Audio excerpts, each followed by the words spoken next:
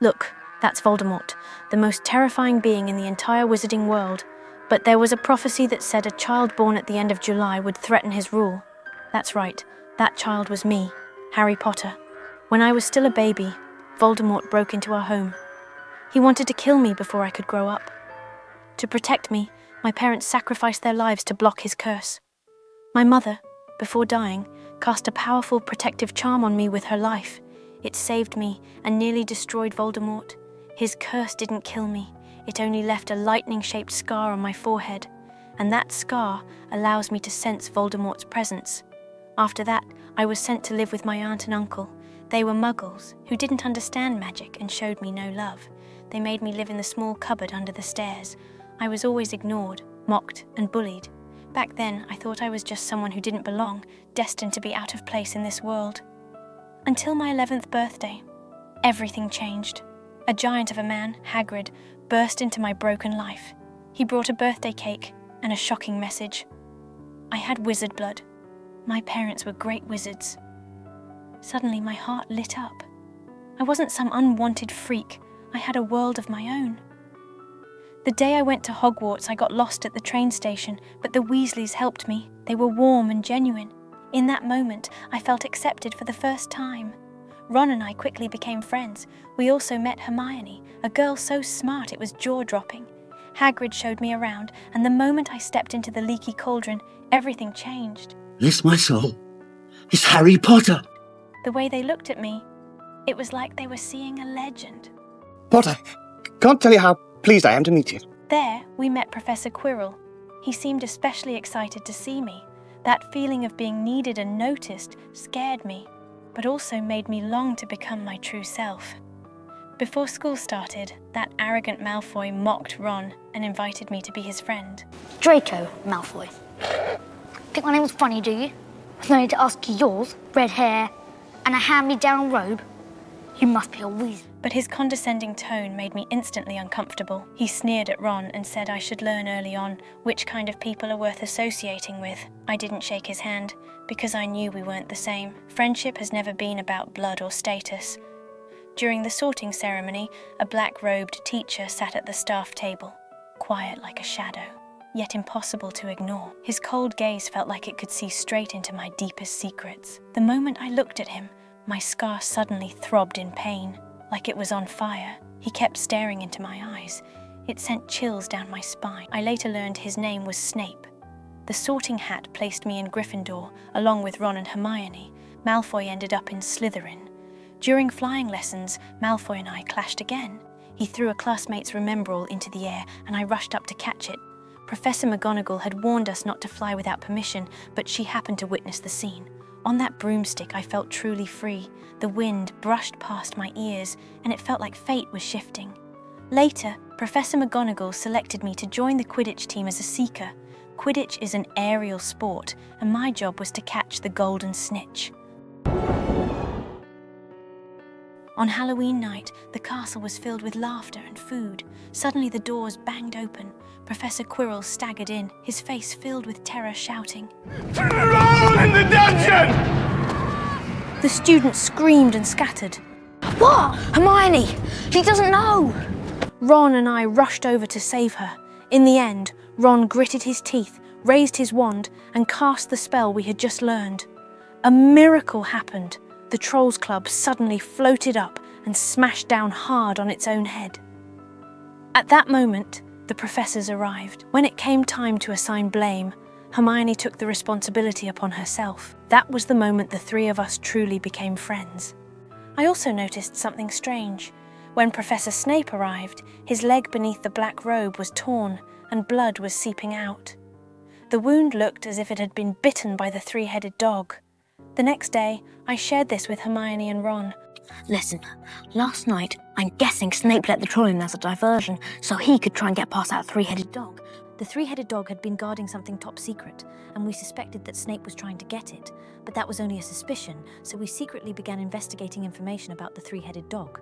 On the day of the Quidditch match, my broom suddenly went out of control and flew wildly. Hermione noticed that Snape seemed to be chanting a spell at me. She used magic to set fire to his robes and saved me. In the end, I caught the golden snitch and won the match for Gryffindor. That moment was the first time I truly felt I belonged. I had teammates, friends, and a place of my own. At Christmas, I received an anonymous gift, an invisibility cloak left to me by my father. Wearing the cloak, I snuck into the library and saw Snape and Quirrell arguing in the corridor. At that moment, my suspicions grew stronger. I had to find out what they were hiding. One day, I discovered a magical mirror at school. In the mirror, I saw my dead parents. They stood beside me, smiling down at me. In that moment, my heart nearly melted. How I wished it were real. But Dumbledore told me it was called the Mirror of Erised. It reflects a person's deepest desire. He also warned me, we mustn't dwell in dreams. What truly matters is the reality before our eyes. Hermione found in a book that the three-headed dog was guarding a magical stone, the Philosopher's Stone, which could produce the elixir of life. We decided to ask Hagrid about it late at night, but Malfoy reported us. As punishment, we were sent into the Forbidden Forest. In the Forbidden Forest, I saw a man in black drinking unicorn blood, and suddenly a sharp pain struck the scar on my forehead. As he came closer, a coldness rushed straight to my heart, and I felt like he could suck the soul out of me. Fortunately, a centaur appeared and saved me. He said that man might be the wounded Voldemort. For the first time, a thought rose in my heart. He wasn't dead. So we entered the restricted area again, and found that the three-headed dog had already been lulled to sleep by music. We slipped into the basement it was guarding, but got caught in Devil's Snare. Hermione used her magical knowledge to save us. The next obstacle was 1,000 flying keys. I got on my broom and caught the right one. Then, an enchanted wizard's chessboard blocked our way. We had to become chess pieces ourselves. Ron lowered his head and carefully analysed every move. As for me, I'll be a knight. There was a rare decisiveness in his eyes. He directed us step by step, and I looked at him like he was a true general. But in the final step, we had to sacrifice Ron's piece to checkmate the opponent. Once I make my move, the Queen will take me. Then you're free to check the King. Ron didn't hesitate. He charged forward without looking back. The piece was struck, and he fell hard to the ground. Run! Unconscious. My heart ached, but I knew I had to keep going. For Ron, and for everyone who believed in me. I asked Hermione to take care of Ron and went to the final room alone. Quirrell was standing in front of the Mirror of Erised. It turned out he was the mastermind behind everything. It was Quirrell who had cast the spell on me during the Quidditch match, and Snape had tried hard to stop him. In the end, it was Hermione's fire that blocked Quirrell's view and saved me. Quirrell had been Voldemort's servant all along. Voldemort's voice appeared. He told Quirrell that to get the Philosopher's Stone, he had to use me. Quirrell pulled me to the mirror and asked me what I saw. In the mirror, I secretly received the stone, but I pretended I didn't see anything. Quirrell removed his turban, and to my horror, I saw Voldemort's face parasitically attached to the back of his head. Voldemort tempted me, saying that handing over the stone would bring my parents back to life. At that moment, I wavered. My father's laughter, my mother's gentle eyes, those memories I had never truly possessed, suddenly became vividly clear. I saw them in the Mirror of Erised, watching me as if they were right in front of me. I wanted them. I longed for a hug, for a complete family. But I knew I couldn't betray my parents, or the version of myself who believed in me. Quirrell lunged at me, eyes full of greed and madness. He reached out, trying to snatch the stone from me. I instinctively raised my hands to block him, and then his skin burned at my touch, crumbling like dust. Voldemort turned into black smoke and lunged at me. As he passed through my body, I felt a searing pain in my chest, as if my soul had been ripped out. Everything went black.